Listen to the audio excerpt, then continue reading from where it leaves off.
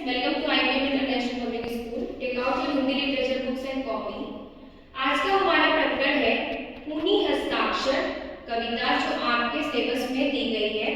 पाठ 4 ओपन कीजिए अपनी हिंदी साहित्य की पुस्तक और हम इस कविता की कुछ पंक्तियां आज समझेंगे।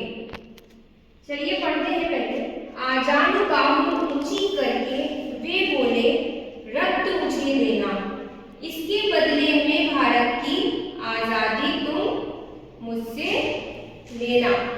हो गई सभा में उथल पुथल, सीने में दिल न समाते थे, स्वर इंकलाब के नारों के कोसों तक छाए जाते थे।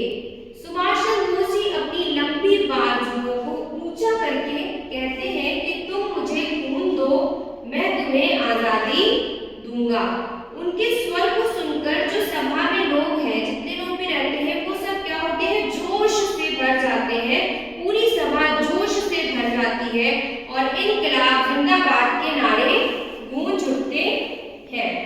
आजादी का संग्राम कहीं पैसे पर खेला जाता है, प्रश्न कर रहे हैं कौन, सुभाष चंद्र बोस जी। जब बर्मा में सभा हुई थी, ये उस समय की बात है।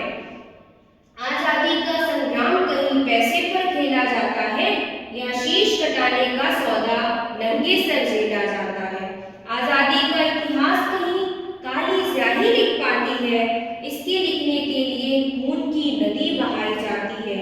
यूं कहते कहते वक्ता की आंखों में खून उतर आया, मुख रक्त वर्ण हो दमक उठा, दम की उनकी रक्तिम काया।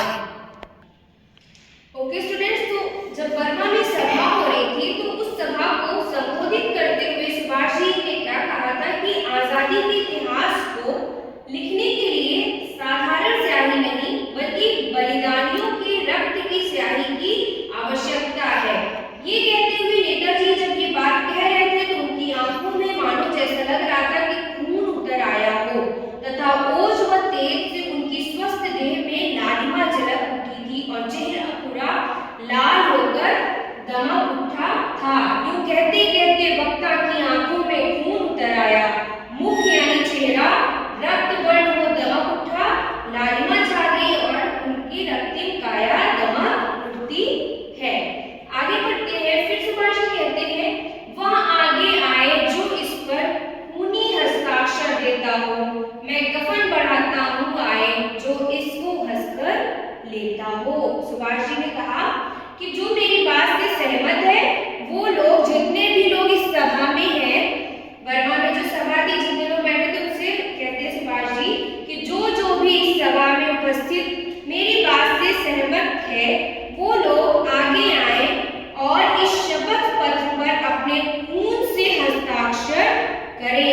यानी कि वर्बली सिर्फ नहीं बोलना था, बल्कि क्या करना था, लिखित रूप से हस्ताक्षर ले रहे थे कि वो आकर खून से हस्ताक्षर करें जो मेरी बात से सहमत रखते हैं।